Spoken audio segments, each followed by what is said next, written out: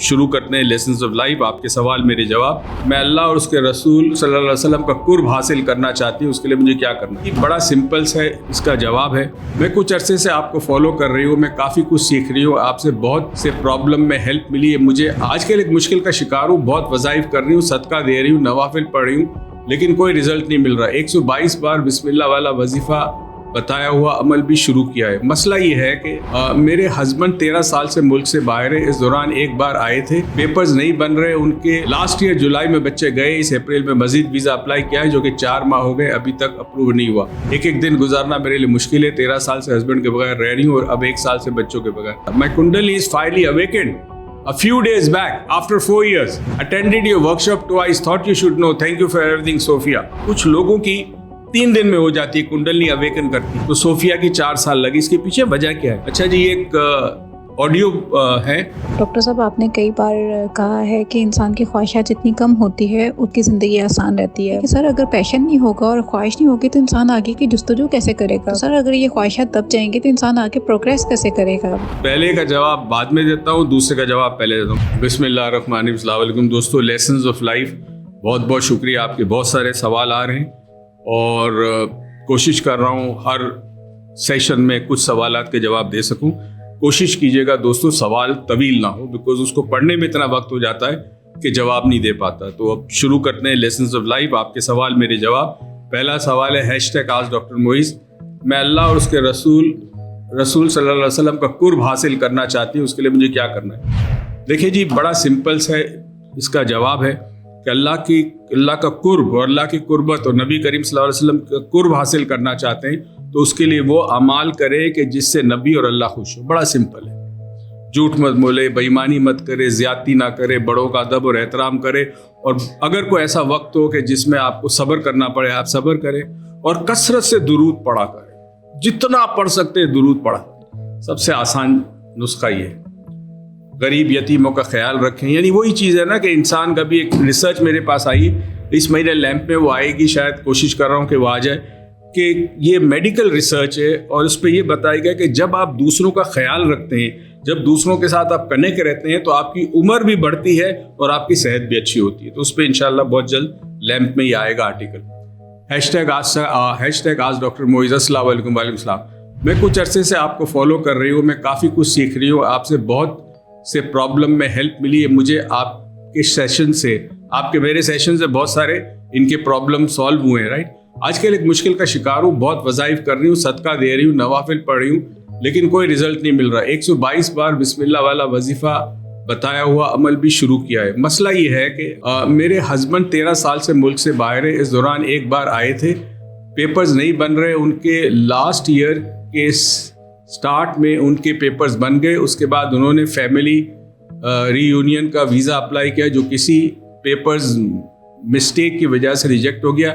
फिर उन्होंने किसी और रिकमेंडेशन पर जस्ट बच्चों का वीज़ा अप्लाई किया, 2 माह में अप्रूव हो गया। बच्चे 13 साल से फादर को मिले, हत्ता कि बेटी पहली बार मिली अपने बाप को।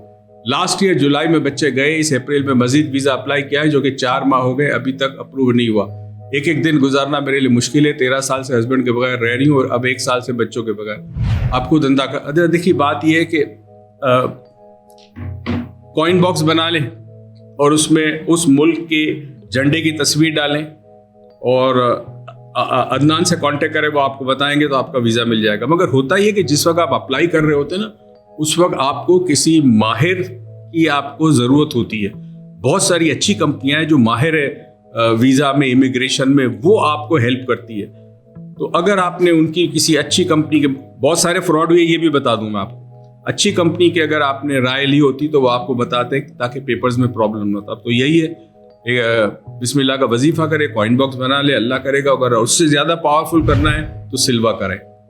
#आज doctor Moiz Yasin from India. माशाअल्लाह, मैं 2 बार सिल्वा वेबिनार पे कर रहा हूँ इंडिया से ही, और अल्हम्दुलिल्लाह अब तक रिमार्केबल फ़ायदा हुआ है आपकी दुआओं से। बहुत शुक्रिया जी। बहुत सारे लोग अपनी कामयाबियाँ छुपाते हैं, आपकी मेहरबानी यासीन। इंडिया से अल्लाह ताला आपको आबाद और शाद रखे और ये कामयाबियाँ मुसलसल आपको मिलती रहे। ये प्रोग्राम मेरा नहीं है, ये अमेरिकन प्रोग्राम है, इसकी गारंटी है, इसकी रिसर्च हुई है कि सिल्वा किस तरह किस तरह आपको ज़िंदगी में कामयाबी हासिल करता है, किस तरह मुश्किलात दूर करता है, क्योंकि सारा का सारा प्रिंसिपल माइंड का है। और खैर कराने वाली ज़ात और करने वाली ज़ात तो परवरदिगार आलम है। #आज डॉक्टर उमैस अस्सलाम वालेकुम सर। वालेकुम सलाम। माय कुंडली is finally awakened a few days back after 4 years. Attended your workshop twice. Thought you should know. Thank you for everything, Sophia. अच्छा, जब कुंडली वर्कशॉप करते हैं तो लोग एक्सपेक्ट करते हैं कि एक दिन में हो जाएगा। अच्छा, कुछ लोगों की 3 दिन में हो जाती है, कुंडली अवेकन करती है। कुछ लोगों की महीना लगता है, 6 महीने लगते हैं, तो सोफिया की 4 साल लगी। इसके पीछे वजह क्या है? जो ताकत है कुंडली, जो बिल्कुल रीढ़ की हड्डी के नीचे एक मोहरा है, उसके अंदर से एक ताकत निकलती है, कुव्वत निकलती है, एक एनर्जी निकलती है। उस एनर्जी जब तैयार होती है उठने के लिए तो पहले आपके सिस्टम को चेक करती है, क्योंकि इसमें जो सारा कमाल है वो आपके आसाब का है। अगर आपकी नर्वस सिस्टम वीक है तो एनर्जी जागेगी नहीं, वो बेसिकली डोर्मेंट होती है, सोई हुई होती है, लेटेंट होती है। तो वो जागने से पहले चेक करती है आपके पूरे आसाब को। जैसे ही आपके आसाब इस काबिल हो जाते हैं, किसी के 1 महीने में होते हैं, किसी के 1 दिन में होते हैं, किसी के 6 महीने में होते हैं, किसी के 2 साल, किसी के 10 साल। जैसे आपके आसाब तैयार हो तो फिर वो जागती है। और जो हम वर्जिशें कराते हैं कुंडली वर्कशॉप में, उसका मकसद यही होता है कि आपके आसाब मजबूत हो ताकि कुंडली बेदार हो सके। थैंक यू सोफिया, दुआ में याद रखिएगा। अच्छा जी, एक ऑडियो है तो उसको भी सुनते, सवाल ऑडियो का जी सुनाइए। अस्सलाम वालेकुम डॉक्टर साहब, कैसे हैं आप? ठीक है, मैं नाइला बात कर रही हूँ मदीना से। डॉक्टर साहब, आपने कई बार कहा है कि इंसान की ख्वाहिशात जितनी कम होती है उसकी ज़िंदगी आसान रहती है, मरते वक्त उसको तकलीफ नहीं होती, आखिरत भी उसकी आसान होती है। लेकिन सर, यहाँ पे मेरा एक क्वेश्चन उठता है। लेट्स सपोज अगर मुझे किसी चीज़ का शदीद पैशन है और मैं वो काम करना चाहती हूँ, तो अगर वो मैं काम नहीं कर पाती या मैं उसके वो ख्वाहिश मेरी बहुत ज़्यादा रह जाती है या किसी सूरत वो काम नहीं हो पाता और उससे पहले इंसान फौत हो जाता है, तो क्या ये ख्वाहिश इंसान को मरने के बाद तकलीफ देगी? और दूसरी बात ये कि सर, अगर पैशन नहीं होगा और ख्वाहिश नहीं होगी तो इंसान आगे की जस्तजू कैसे करेगा, किसी चीज़ को हासिल कैसे करेगा? तो क्या ख्वाहिशात का और पैशन का, इन चीज़ों का कनेक्शन है? जैसे वो किसी ने घूमने फिरने का बहुत शौकीन है और वो ख्वाहिश होती है कि उसको अच्छा घर मिले, अच्छी गाड़ी मिले या चीज़ें हों, तो सर अगर ये ख्वाहिशात दब जाएंगे तो इंसान आगे प्रोग्रेस कैसे करेगा? तो काइंडली आप मुझे जवाब दीजिएगा इसका। आपके 2 सवाल हैं, पहले का जवाब बाद में देता हूं, दूसरे का जवाब पहले देता हूं। मैंने कभी नहीं कहा कि ख्वाहिशें नहीं होनी चाहिए।